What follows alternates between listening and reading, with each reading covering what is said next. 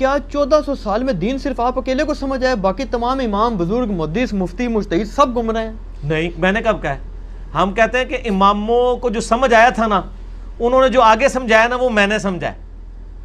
آپ لوگ تو اماموں کو ماننے کے لیے تیار نہیں ہیں۔ ہم جب آپ کو بخاری مسلم کے حوالے دیتے ہیں تو آپ کہتے ہیں دین کتابوں میں نہیں ہے، بابوں میں۔ ہم کہتے ہیں پھر کتابیں کس لیے ہیں؟ تو ہمارا کب دعویٰ ہے کہ ہمیں کوئی دین خود سمجھا ہے؟ میں نے آج تک قرآن کا ترجمہ لکھ کے کسی کے حوالے کیا کہ سر میرا ترجمہ پڑھو؟ میں نے ہمیشہ یہ کہا کہ بریلوی ہو تو حمزہ بریلوی کا ترجمہ پڑھو۔ اب حمزہ بریلوی صاحب نے ایاک نعبد و ایاک نستعین کا ترجمہ کیا کیا ہے؟ اے اللہ ہم تیری ہی عبادت کریں اور تجھی سے مدد چاہیں۔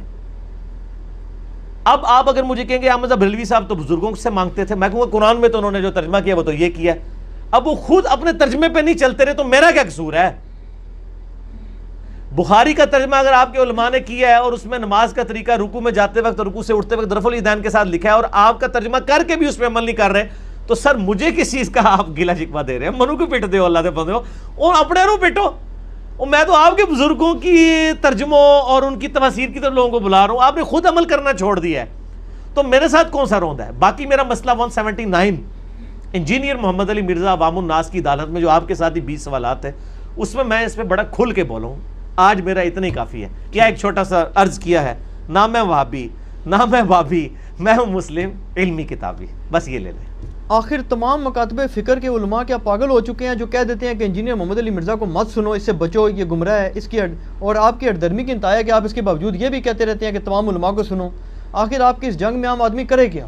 عام آدمی یہ کرے کہ پہلی تو بات ہے وہ یہ دیکھے کہ ہٹ دھرم کون ہے۔ ہٹ دھرم وہ ہے جو یہ کہہ رہا ہے کہ میرے علماء کے علاوہ کسی کو نہ سنو، یا وہ ہے جو کہتا ہے بھائی سب کو سنو، خود دیکھو کہ کون صحیح بات کر رہا ہے۔ آپ بھی ذرا مجھے بتا دیں ایک مہذب معاشرے کے اندر بریلوی کہتا ہے جی میرے علماء کو سنو، دیوبندیوں کو نہ سنو، دیوبندی کہتا ہے میرے کو سنو، بریلوی اہل حدیث شیعہ کو نہ سنو، اہل حدیث کہتا ہے میرے علماء کو سنو، شیعہ کو نہ سنو، بریلوی کو نہ سنو، شیعہ کہتا ہے میرے علماء کو سنو۔ سر انجینئر صاحب کہتے ہیں سب کو سنو، اس کے بعد خود پڑھو، تو آپ کو پتہ چلے گا کون سنی ہے کون ٹنی ہے۔ جو پڑھ پڑھا کے بکش مسلمان ہیں وہ سنی ہے، اور جو نان بکش مسلمان ہیں وہ ٹنی ہے۔ تو یہ تو ہماری سچائی پہ ہونے کی دلیل ہے کہ ہم لوگوں کو کہہ رہے ہیں کہ سنو۔ اس میں ہم پہ ہٹ دھرمی کا کون سا فتویٰ؟ ہٹ دھرم وہ ہیں جو کہہ رہے ہیں کہ اس کو نہ سنو۔ رہا کہ باقی علماء کا یہ کہنا کہ جی انجینئر کو نہ سنو تو کیا علماء پاگل ہیں؟ میرے بھائی مجھے تو چھوڑ دیں، کیا یہ علماء اپنے فرقوں کے علاوہ دوسرے علماء کو سننے کا مشورہ دیتے ہیں؟ وہ صرف یہ تو نہیں کہہ رہے کہ انجینئر کو نہ سنو۔ وہ اگر کوئی بریلوی ہے تو وہ یہ کہے گا کہ آپ دیوبندی علماء کو بھی نہ سنیں، اہل حدیث کو بھی نہ سنیں، شیعہ کو بھی نہ سنیں، اور انجینئر محمد علی مرزا کو بھی نہ سنیں۔ میں اکیلا تو نہیں ہوں، میں اسی وجہ سے کہنا 99 قتل تے تسی بھی کیتے ہیں، ٹھیک ہے نا؟ میں تو سارے زندہ کرتے ہیں، میں کہا جی سب نو سنو۔ ہمیں یہ کانفیڈنس ہے یہ سب کو سنتے ہیں نا، ہمارے پاس آتے ہیں۔ ہمیں جب کوئی آگے کہتا ہے نا، وہ مسلم شریف میں ایک حدیث ہے گھوڑوں کے دموں والی رفع الیدین کے خلاف، ہم یقین کریں لڑیاں ڈالتے ہیں کہ یار یہ شکر ہے اس کو اس کے مولوی نے یہ حدیث بتائی ہے، اب ہم اس کو مسلم شریف اس کے مولوی کا ترجمہ دکھائیں گے، اے مولوی سے گاٹا فٹ ہو جائے گا جا کے۔ کوئی یار یہ تو سلام پھیرتے وقت تھا، اس پہ باقاعدہ باب ہے، امام نسائی کا باب، امام ابو داؤد کا باب، امام نبوی نے مسلم شریف میں باب باندھا، ابن حبان کا باب، میرا ایک وہ گھوڑوں کی دموں والا ایک کلپ بھی آ چکا ہے، تو وہ خود بخود پھر شروع کرے گا، ٹھیک ہے نا؟ اس لیے ہم بیچتے ہیں، انشاءاللہ آندہ بھی بھیجیں گے، ہمیں تو اعتماد ہے۔ یہ تو ان کو ہوتا ہے کہ جناب وہ کہیں چندہ، دوسرا یہ ہے کہ ہمیں چندے کا بھی کوئی خطرہ نہیں نہ ہوتا، ہم نے تو لینا نہیں ہے۔ میرے پاس لوگ یقین کریں لاکھوں روپے آفرز کرتے ہیں آ کے، ہم کہتے ہیں میرے بھائی اپنے ہی وہاں پہ دیکھیں کسی کو دے دیں، ہمیں نہ اس فتنے میں آپ ڈالیں۔ تو ہم ان کو کہیں کہ یہ جی صاحب ہٹ دھرم نہیں ہے، یہ بڑی نیکی کر رہے ہیں، یہ چندے بھی لوگ لے کے آتے ہیں آپ کے پاس جن کو آپ کے پاس بیچتے ہیں۔ وہ یہاں پہ ایک بھائی ریورٹ ہوئے، دیوبندی تھے، ان کے مولوی نے کو 25-30 مولوی بلا کے پوری دعوت کی، اور ان کا یار یہ گمراہ ہو گیا، علی کے لیکچر سنتا تھا یہ وہ۔ ان کے پاس گئے، انہوں نے کہا جی بھائی علی، میں کوئی علی میرا کوئی لگدا لانا نہیں ہے، وہ جو دلیل سے بات کرتا ہے میں نے خود کتابیں ساری خرید لی ہیں، وہ علی کی چھپی ہوئی نہیں ہے، آپ لوگوں کی ہے، میں نے تو وہ پڑھ کے تو سنت کے مطابق نماز شروع کی ہے اور باقی عقائد اپنے صحیح کی ہیں، تو آپ مجھے کوئی دلیل ہے تو بتائیں۔ ان کا دلیل کو چھوڑیں، آپ علی کے لیکچر میں نہ جایا کریں۔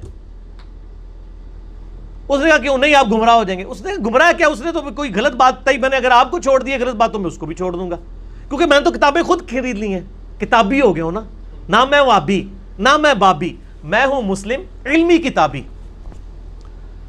کرتے کرتے نا اس کو سمجھ آ گئی کہ وہ انجینئر صاحب جو ہمیں سمجھاتے تھے نا وہ بات ہوگی اس میں. اس نے کہا یار بات یہ ہے, وہ بندہ ایک دیوبند کی مسجد کو 20,000 روپیہ مہینے کا چندہ دیتا تھا, ان کے بجلی اور باقی خرچے اس نے اٹھائے ہوئے تھے.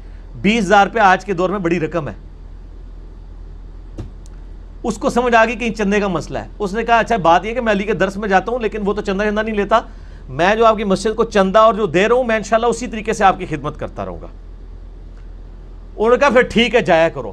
اور اس بندے نے مجھے بتایا ان میں سے ایک مولوی نے یہاں تک کہہ دیا ساڑھے لو تو قادیانی بھی ہو جا, سانو کو نہیں پرواہ, جا قزمہ نو کھا پر مسجد ہی چندہ دیا کر. قادیانی کا لفظ اس نے استعمال کر دیا.